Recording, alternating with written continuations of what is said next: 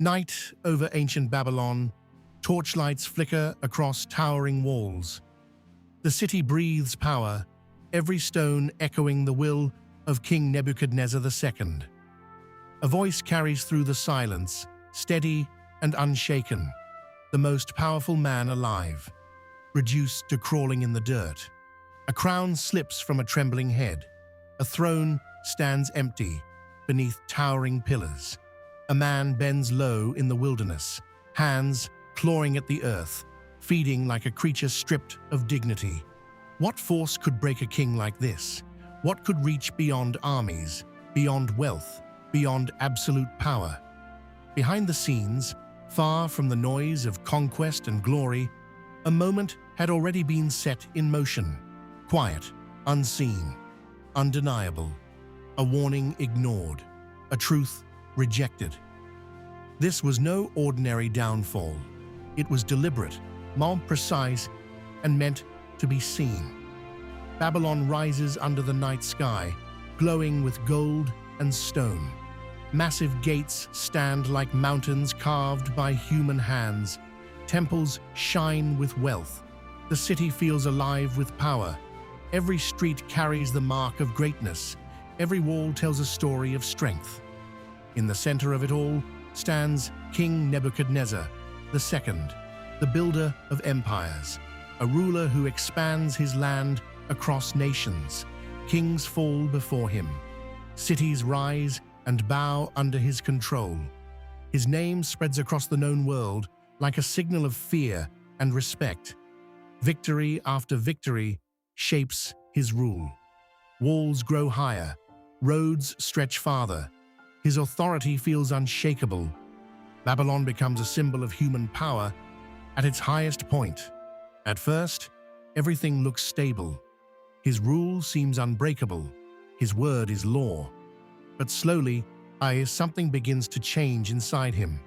Power starts to shape how he thinks, how he speaks, how he sees himself. But power, when left unchecked, begins to rewrite how a man sees himself.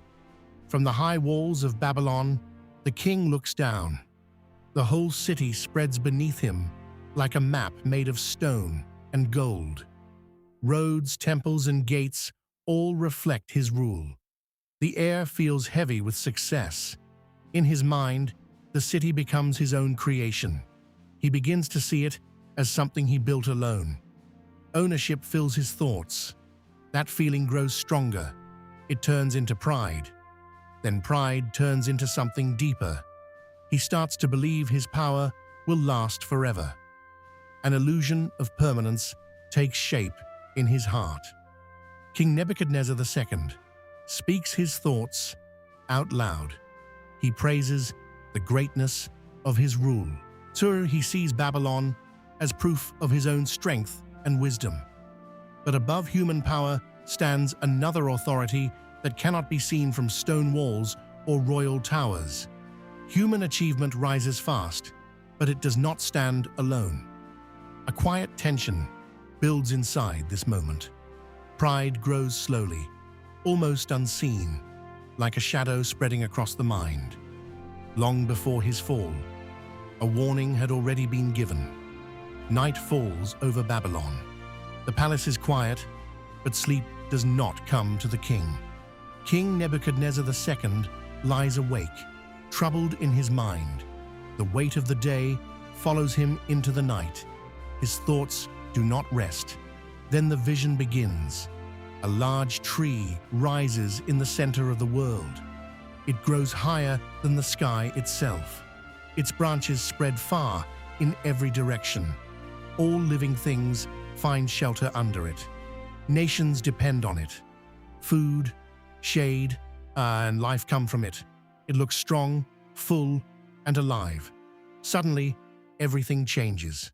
A voice from above commands that the tree be cut down. The sound is firm and final. The branches fall. The height disappears. What once gave life is brought low. Silence follows.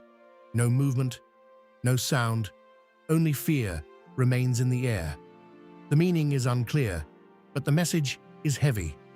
The king wakes with a shaken heart. Something far beyond his control has spoken into his mind. He had seen the future, but he didn't understand it yet. In the halls of Babylon, silence grows heavy after the vision.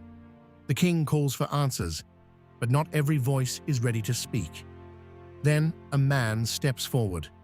Daniel. Calm. Still. His face shows no rush, only thought. He listens to the king's words without interruption. He takes a long pause, or as if the meaning carries weight too great to speak too fast. When he finally speaks, his voice is steady but careful. The vision is explained slowly, step by step. The great tree is the king himself. It represents his rise, his power, and his reach across nations. His greatness is real, but it is not forever. The message grows heavier. A time will come when his strength will fall. His mind will change. His identity will fade. His power will be taken away, and he will live outside the life he knows. Even Daniel feels the weight of what he must say. There is no joy in the message, only truth that cannot be avoided. The warning is clear. The king must change his path while there is still time. For a moment, it seemed the king understood. Days pass over Babylon. The sky changes, but nothing seems to happen. No judgment comes. Life continues inside the palace. King Nebuchadnezzar II keeps ruling. He builds more cities, more walls, more towers. His kingdom grows even larger. The warning slowly fades from his thoughts. It becomes distant, like a memory he no longer thinks about. Inside his heart, something begins to return. Pride comes back quietly. At first, it is small. Then it grows stronger. Confidence turns into certainty. He begins to believe even more in his own power. One day, he stands on the palace rooftop. Below him is Babylon, wide and shining. He looks at everything he has built. The wind moves across the city, but he stands still, filled with his own thoughts. Then he speaks, words of praise for himself. He speaks as if all this power came only from him. In that same moment, everything changes. A voice from heaven breaks through the silence. It is not loud, but it cannot be ignored. Power leaves him instantly. Everything he held in his mind begins to fall apart at once. Authority is taken in a single moment. The fall didn't come slowly. It came all at once. The silence, after the voice is gone, leaves Babylon feeling different. The palace that once held power now feels empty. The change is fast, sharp, and complete. Everything that looked strong begins to fade away. King Nebuchadnezzar II is no longer seen in the halls of kings. He is driven away from human life. No more palace, no more servants, no more crown. His royal robes are gone. His shelter is gone. Even his speech begins to disappear. What once made him a king is stripped away one by one. He is now outside, under the open sky. He eats grass from the ground. Rain falls on him. Sun burns him. He lives like the creatures of the field. His hair grows wild and matted. His nails grow long, like claws. His body changes with time, shaped by the world around him. Inside, something deeper is lost. Awareness fades. Identity breaks apart. Reason no longer holds him steady. The body has changed, but the mind was already gone. This state would last longer than anyone expected. The story pulls away from the palace, away from the field, away from the man who once ruled Babylon. What remains is something deeper than a fall. It is a message that reaches beyond one life. What happened to King Nebuchadnezzar II was not random. It was not confusion or chance. Every part of it carries meaning. Every stage speaks with purpose. Power without humility leads to collapse. When strength grows without limits, it begins to turn against itself. What looks unshakable can break in a single moment. The loss of reason shows something deeper. When the mind is separated from balance, it moves away from order. In the story, this becomes a symbol.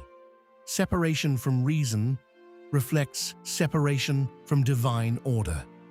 This is no longer only about one king. The message expands. It speaks to rulers, to nations, and to anyone who rises without grounding. It is a warning that reaches across time. The tone becomes heavier now, more reflective. It is not just history. It is a lesson carried forward. But the story was never meant to end in the wilderness. The silence of the field begins to change. Time has passed, but something inside the lost king starts to shift. A small sign of awareness returns, like light breaking through heavy clouds. King Nebuchadnezzar II begins to notice again. His thoughts are no longer lost in confusion. Slowly, he becomes aware of himself, of the world, of something greater than what he once believed. Then comes a moment of realization. He looks upward, not at his kingdom, not at the earth, but above. That single act marks the beginning of change. Restoration does not begin with power returning. It begins inside the mind. His thinking clears, his awareness returns. Step by step, he becomes himself again. Then, his position is restored. The king returns to his place. His authority comes back. His life is given again what was taken away. But he is not the same man. He carries new understanding. The man who once saw himself as the center of all things now sees something greater than himself. He acknowledges a higher authority. The change is complete. Pride is gone, and in its place is humility. In the silence that follows the story, two worlds stand against each other. One world is the throne. The other is the wilderness. One is filled with gold, power, and control. The other is empty, raw, and without protection. These two images now define the life of King Nebuchadnezzar II. Once, he sat on the highest throne in Babylon. He ruled nations. He shaped cities. He spoke, and kings obeyed. His voice carried weight across the world. He controlled. Everything around him answered to his command. Then the image shifts. The same man is no longer in a palace. He is in the open field. No crown, no robes, no guards, only silence and the earth beneath him. The contrast is complete. Throne versus wilderness. Power versus emptiness. The strongest ruler became the weakest man. This is the lesson that rises from his life. Then pride carries consequences that cannot be controlled. When power grows without humility, it begins to turn inward. It builds a false sense of strength. It creates the belief that nothing can bring it down. But history shows another truth. What rises without balance can fall without warning. The story of Nebuchadnezzar does not stand alone. It becomes a pattern seen across time. Empires rise with confidence. Leaders grow in power. Nations build greatness. Yet when pride replaces understanding, the same result appears in different forms. Collapse follows, not always in the same way, but with the same meaning. This is why the story continues to speak beyond its time. It is not only about one king in Babylon, it is about the nature of power itself. It shows how easily the mind can be lifted too high, and it shows how quickly understanding can be lost when pride takes control. The lesson is simple, but heavy. Power must stay connected to humility. Strength must stay aware of limits. Authority must remember where it comes from. Without this balance, even the greatest position can become fragile. The king learns what his empire could not teach him. That authority without humility does not last. that greatness without awareness can be taken away, that human power is never as stable as it seems. The throne and the wilderness now stand as symbols. One represents what was gained, the other represents what was lost. Together, they tell a complete story of rise, fall, and understanding. And if power can blind a king, what could it do to anyone else?